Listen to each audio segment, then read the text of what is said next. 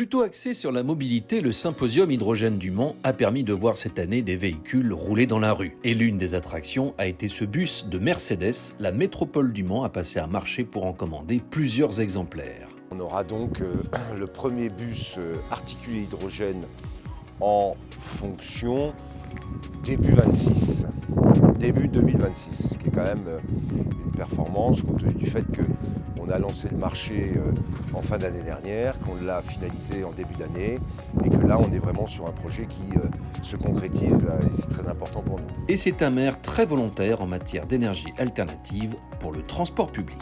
La volonté d'innover, de chercher les voies et les moyens de trouver des modes de mobilité décarbonés. On aura de l'électrique bien sûr, mais l'hydrogène fait partie aussi du mix énergétique qu'on souhaite développer à terme pour l'ensemble de la flotte de bus, puisqu'on va faire disparaître le bus diesel d'ici 7-8 ans. Et on n'aura plus que des bus ou au bio-GNV, ou à l'électrique, ou à l'hydrogène. Parmi les nouveautés, on relève la présence de cet utilitaire électrique qui va se décliner en version hydrogène. Il est produit localement près du Mans et peut faire office de benne à ordures.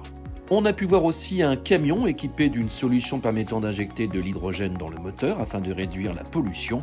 Le même système a été appliqué sur un utilitaire.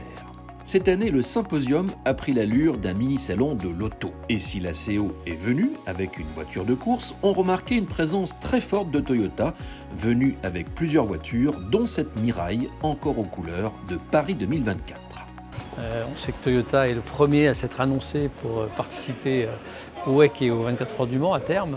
Toyota développe beaucoup de technologies sur l'hydrogène, que ce soit en pile à combustible ou en moteur thermique. Mais c'est surtout cette voiture de WRC qui roule à l'hydrogène qui a vraiment impressionné. On a eu l'occasion ce matin de faire un petit tour dans la Toyota Yaris hydrogène, donc un moteur thermique, de faire du rallye dans les rues du Mans, c'est d'ailleurs assez, je pense que c'est une nouveauté.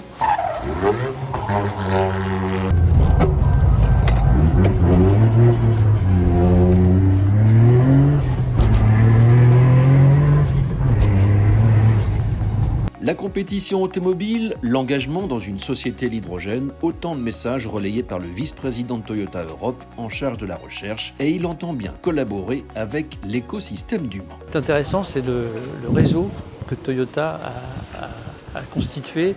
Toyota n'hésite pas à s'associer avec d'autres constructeurs. On sait qu'ils sont associés avec BMW.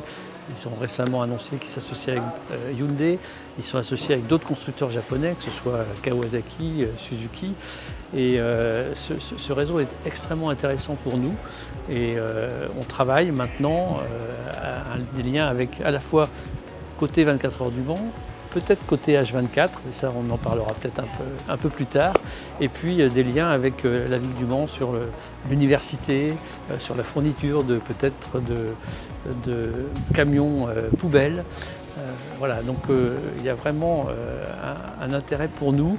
Vous savez que voilà, on veut promouvoir, on veut garder cette dynamique sur l'hydrogène et Toyota va beaucoup nous aider sur ce point. Bien entendu, le Symposium a été l'occasion de faire le point sur les 24 heures du Mans et la future catégorie hydrogène. Désormais, il y a plusieurs voitures pour relever le défi. La Ligier, la GCK, l'Alpine, Alpenglow, et puis il nous manquait la Toyota qu'on espère revoir. Elle était là l'année d'avant, on espère la revoir l'année d'après. Donc ça veut dire qu'autour de la CO et des 24 heures du Mans et de l'hydrogène se crée une véritable synergie entre différents acteurs qui tous veulent venir démontrer leur technologie et leur progrès sur le circuit du Mans. Donc il y a quelques années on était tout seul et puis on a vu effectivement Toyota qui a présenté une voiture et maintenant il y en a 4 ou 5 là, qui sont en état de rouler et elles roulent fort, donc c'est plutôt satisfaisant. Et effectivement ça nous donne une connaissance de l'écosystème parce qu'il y a des voitures mais il y a aussi leur ravitaillement, donc on a pas mal travaillé là-dessus. Du côté de la CO, on donne rendez-vous dans 4 ans. Ça avance, pas aussi vite qu'on le voulait, mais ça avance. Voilà, on est maintenant sur un objectif 2028 qui est, je pense, tout à fait atteignable. Donc on travaille aujourd'hui avec la FIA sur les réservoirs, puisqu'on aura des réservoirs d'hydrogène liquide dans ces voitures pour des raisons d'autonomie et aussi d'intégration dans les voitures, parce que les réservoirs de gaz, ça prend beaucoup de place.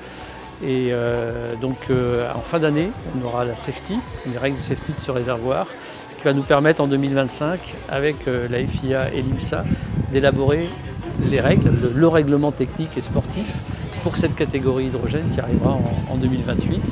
Et ce qui fait que dès la fin de l'année 2025, les constructeurs pourront commencer à construire leurs voitures.